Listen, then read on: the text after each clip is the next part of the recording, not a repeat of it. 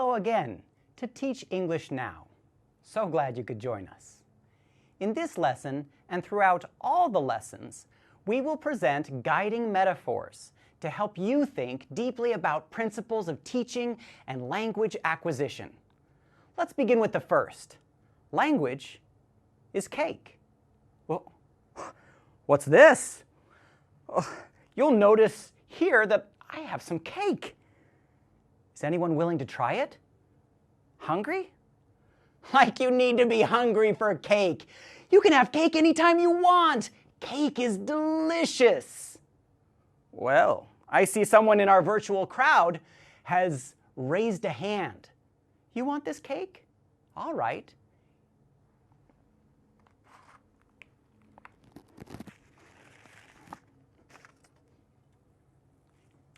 Here you go. Does anyone else want cake? Are you sure? No takers? Well, I admit I'm slightly insulted on the first day of virtual class.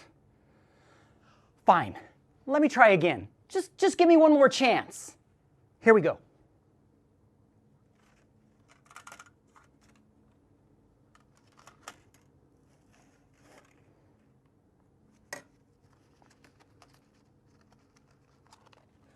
Here's some cake. I hope you enjoy it. All right, now why did I perform this tiny exercise? Besides the fact that you now know that I, as a teacher, am willing to look ridiculous. And what in the world is meant by the idea that language is cake? Now, we're going to give you a small opportunity to share some thoughts with others. This is optional, but I encourage you to think about this idea. Language is cake. And what you think I mean. Then, watch a few videos to see what others have said. Finally, if you want, take a minute to record yourself, telling us why you are taking the course and what you think the phrase, language is cake, really means. Thanks for watching.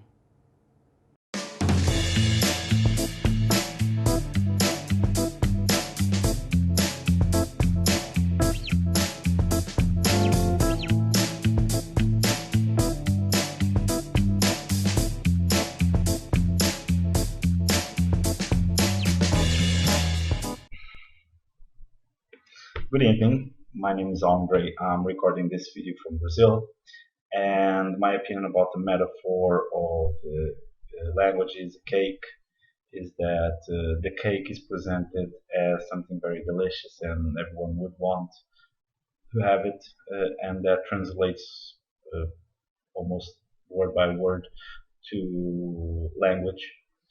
The fact that everyone gives a lot of value to communicating and talking and using the language, and is something that today it's a knowledge very searched for, and something that people are very interested in acquiring a new language.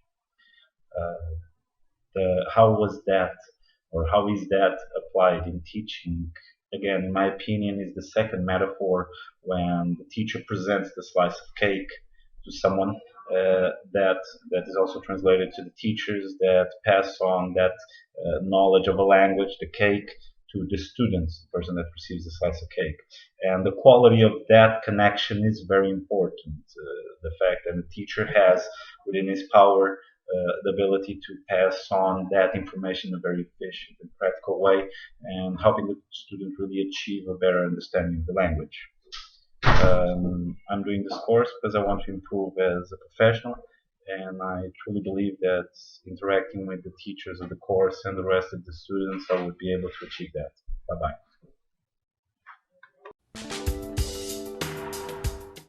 Welcome back to Teach English Now, and thanks for sharing your thoughts about our first metaphor, language is cake. There are a lot of ways language is like cake. It is motivating, it nourishes and strengthens you, and as my activity demonstrated, it can be presented in a lot of different ways.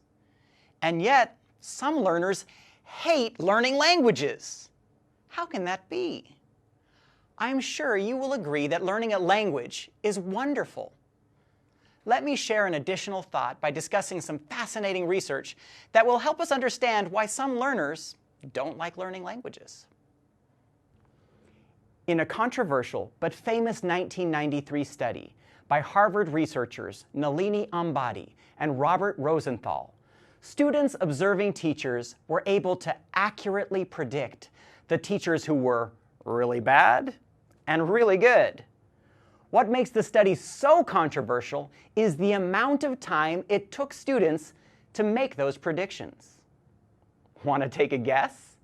How long do you think students watched teachers in a classroom before they were able to predict if the teachers were good or bad? Well, believe it or not, it took students 6 seconds. And remember, they accurately, correctly predicted based on outside evidence, such as test scores and administrative evaluations of the teachers. Now, what is it that you think students could see in their teachers so quickly that could help them predict so well which teachers would help them learn? Personally, I have a hunch that the students weren't paying attention to the class content at all. So what were they paying attention to in those 6 seconds? Whether you like it or not, students are paying attention to you. Your presentation, your style, your way of standing up. In other words, while you may have the greatest tasting cake in your hands, how you present the cake is one of the most important factors for student success. Another way to say this is that learners often see technique before they see content. Teachers, on the other hand, seem to be divided into two groups, those that think about technique and those that think about content. Let me try to represent this visually. The relationship between technique and content is like points on a graph. On the x-axis, we have technique, represented by this blue line. And on the y-axis, we have content, represented by the red line. Now, let me ask you a question. University teachers, are they more interested in content or technique? Well, in my professional teacher training experience, I guess I would say that many university teachers care a lot about content. Perhaps this is because many perceive themselves as researchers, writers of books and articles. I remember hearing one educational expert remark that professors think of their bodies as nothing more than transportation for their brains. As a teacher trainer myself, as I do training, I am often surprised at how few university teachers have received any training about technique at all. Does that sound true to you? Isn't it weird that some of our brightest minds in the world have taken hundreds of courses, but never taken any courses, not one, on how to teach? They would fall into the high content, low technique area of the spectrum. At the other end of the spectrum, let's talk about teachers in primary and middle schools. Do they use techniques? You better believe it. In fact, before primary teachers are ever given a chance to teach students, they are often given many courses on how to teach and make things both interesting and easily understood for students. They use colors, games, and stories. They use their hands and bodies. Bodies are not just transports for their brains. They are taught techniques that break down information and make it easy for a learner to understand. Techniques such as group work, flashcards, color-coded board work. I love it. However, the opposite problem can often happen here. While techniques are usually studied and utilized, sometimes primary and middle school teachers are not given the freedom to choose their own books and materials, and thus they spend most of their time thinking about technique and not about the content. Another problem in the balance of content and technique is the fun teacher. You know the one. His class is one game after another. You get to laugh a lot. He tells lots of funny stories about his 3 dogs. But how much have you learned? Do the games provide instruction as well as fun? Do the stories teach a key learning point? Or has much of the valuable class time been more social than educational? This is not meant as a criticism of teachers on either end of the spectrum. Certainly, there are university teachers that use fantastic technique, and primary teachers who create amazing content. And a fun teacher can also be an excellent educator. The point is, and what I want you to consider, is who you are and where you will find the happy balance between both content and technique.